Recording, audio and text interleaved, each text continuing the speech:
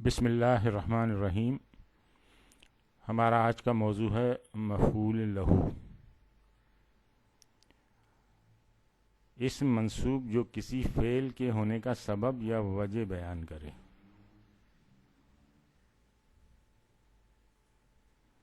یہ تین طرح سے استعمال ہو سکتا ہے۔ پہلا طریقہ یہ کہ ال اور مضاف کے بغیر آئے، مثال جیسے جاء زید رغبتاً فی العلم، آیا زید علم کے شوق میں یا علم کے شوق کی وجہ سے۔ یہ رغبتاً جو ہے یہ مفعول لہو ہے، اور یہی مطلب ہے، اصل انداز اس کا یہی ہے استعمال کرنے کا۔ دوسرا ہے ال کے ساتھ، جاء زید للرغبتی فی العلم۔ یہ معنوی طور پر تو ٹھیک ہے، یہ وجہ بیان ہو رہی ہے اس میں، اور لیکن اس کا اعراب جو ہے یہ پھر جار مجرور بن جائے گا۔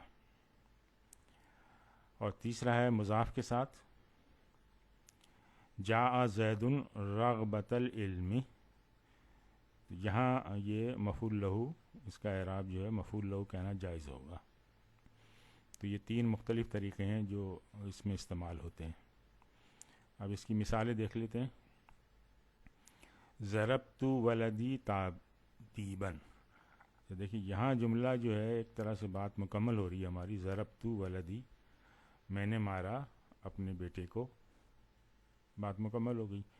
اب ایک اسم منصوب آگے آ گیا، تو یہ کیوں مارا، یہ اس کی وجہ بیان کر رہا ہے۔ تعدیباً، میں نے اپنے بیٹے کو ادب سکھانے کی غرض سے مارا۔ سافرت فی العلم راغبتاً، یہاں راغبتاً جو ہے مفعول لہو، میں نے حصول علم کی شوق میں سفر کیا۔ زینب ساکت حیاءً، زینب شرم حیا کی وجہ سے خاموش ہے، تو یہاں پہ حیاءً مفعول لہو ہے۔ جلس حامد ضعیفاً، حامد بیٹھا، کیوں بیٹھا، کمزوری کی وجہ سے، حامد کمزوری کی وجہ سے بیٹھا۔ حضرت الطلاب تعلیماً، طالب علم حاضر ہوئے علم سیکھنے کی وجہ سے۔ قرأت قرآن ہدً، میں نے قرآن کو پڑھا، کس لیے پڑھا، ہدایت پانے کی غرض سے۔ مزید مثالیں دیکھیں، ولا تقتلوا اولادکم خشیۃ املاق، یہ خشیۃ جو ہے یہ مفعول لہو ہے، وجہ بیان ہو رہی ہے۔ اور اپنی اولاد کو قتل مت کرو مفلسی کے ڈر کی وجہ سے۔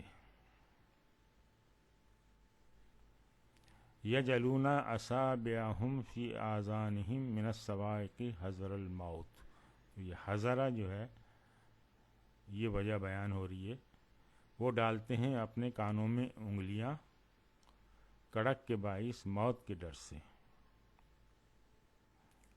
ینفقون اموالہم ابتغاء مرضات اللہ، ابتغاء جو ہے یہاں پہ مفعول لہو ہے، وہ اپنا مال خرچ کرتے ہیں، اب وجہ بیان ہو رہی ہے کیوں، اللہ کی رضا حاصل کرنے کے لیے۔